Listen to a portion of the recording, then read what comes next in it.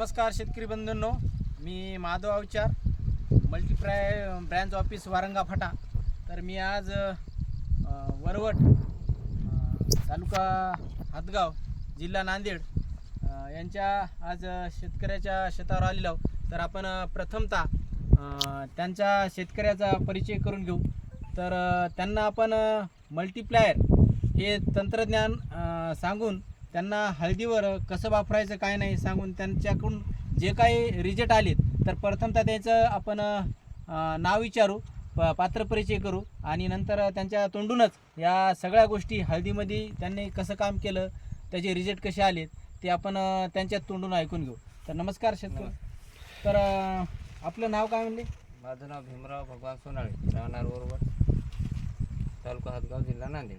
तर तुम्हाला मल्टीप्लायर तुम्ही वापरलं बरोबर आहे. तर शेतकऱ्यांना तुम्ही सांगू शकता की बा मल्टीप्लायर वापरल्यानं तुम्हाला याच्या वापरायच्या अगोदर काय बदल होते आणि वापरल्यानं याच्यामध्ये काय बदल झाले? मल्टीप्लेअर वापरायच्या आधी माझी हळदमध्ये म्हणजे हे होती, पतली होती आणि उगवणशक्ती पण बरोबर झाली नव्हती तिची. आणि पहिला डोस मी आपला खताचा टाकला, त्या डोसनं पण मला काही रिझल्ट वाटला नाही. नंतर मग मला मल्टीप्लेअरची माहिती मिळाली. मल्टीप्लेअर मग मी एक 10 किलोची पेटी घेतली.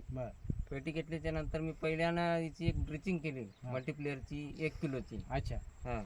आणि नंतर 15 ते 20 दिवसानंतर खतामध्ये मी एक किलो याची खताचा एक डोस दिला मल्टीप्लेअर सोबत. आणि तिथून अजून 20 दिवसानंतर मी अजून एक ड्रिचिंग केली आणि मला जे हळदीमध्ये रिझल्ट आहे ते 100% मिळालेलं आहे. बरं. म्हणजे मिळाला म्हणजे तुम्हाला आता या रिजल्ट हिशोबाने तुम्ही हळदीमध्ये काय बदल झालेत? म्हणजे वर्ष कितवं वर्ष आहे तुमचं हळदीमध्ये? हळदीमध्ये मग जवळपास 5 वर्ष आहे. 5 वर्ष आता 5 वर्षाच्या अनुभवाने या वर्षीमध्ये तुम्हाला जे रासायनिक खतावर तुम्ही आतापर्यंत आपण जे हळद घेत होतो, आता यावेळेस तुम्ही मल्टीप्लायर तंत्रज्ञानावरील हळद घेतली. पण तुम्हाला 5 वर्षाच्या हळदीत आणि या वर्षीच्या हळदीमध्ये म्हणजे नेमके बदल काय काय वाटायले? मला बदल, मी याच्या आधी चांगल्या जमिनीमध्ये हळद घेतली होती. ही जमीन तरी मिडियम मध्ये येते, जमीन खडकाळ जमीन आहे. अच्छा. तर मला पहिल्या चांगल्या जमीनमध्ये समजा 15-16चा ॲव्हरेज येत गेलं.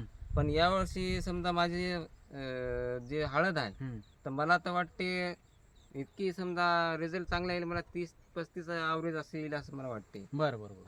तर दरवर्षीपेक्षा मला यावर्षी भरपूर उत्पन्न मिळेल वाटते. बरं.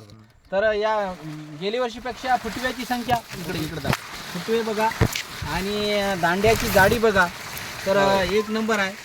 इकडे बघा, ही जी दांड्याची जाडी आहे एक प्रकारचे लाकडासारखे एक निबरडक आणि जाडच्या जाड याची दांडी झालेली आहे. एका झाडावर 5-5, 6-6 फुटव्याची संख्या आहे. दुसरी गोष्ट, हळदी मधच्या पानामध्ये भरपूर जाडी आहे, हरितद्रव्याचं प्रमाण पण भरपूर आहे. आणि दुसरी गोष्ट, हळदीमध्ये हाईट माझ्या डोक्यापर्यंत गेलेली आहे. विशेषतः शेतकरी बंधूंनो, मल्टीप्लायर हे विशेषतः पिकावर काम न करणारं प्रोडक्ट नसून हे प्रोडक्ट जमिनीवर काम करणार आहे. कारण जमिनीमध्ये जे काही उपजाऊ क्षमता कमी आहे, जमिनीमध्ये जे काही कर्ब कमी आहे तो कर्ब वाढवण्याचं काम करतो. जमिनीमध्ये अनेक प्रकारचे आपण रासायनिक खत टाकतो, ते खतं अपडेट करण्याचं काम करतो आणि पिकाला ह्युमिनिटी पॉवर एवढा जोरात देतो. आणि दुसरी गोष्ट सांगायचं झालं तर जमीन भुसभुस करतो आणि जमीन भुसभुस झाल्यामुळं पिकाची पांढऱ्या मुळ्याची संख्या भरपूर वाढते. पांढऱ्या मुळ्याची संख्या भरपूर वाढल्यामुळं पिकाला अन्न सपोर्ट करण्यासाठी एक मदत मिळते आणि पिकामध्ये ह्युमिनिटी पॉवर फार जोराचा येतो. त्याच्यामुळं पानाचा आकार मोठा होतो. बघून घ्या, या हळदीच्या पिकावर कुठेही तुम्हाला एक करप्याचा डाग दिसत नाही. दुसरी गोष्ट, कुठेही चिट्टा पडलेला तांबडा पिवळा दिसत नाही. एक प्रकारचा हिरवागार आभाळ आल्यासारखा प्लॉट आहे.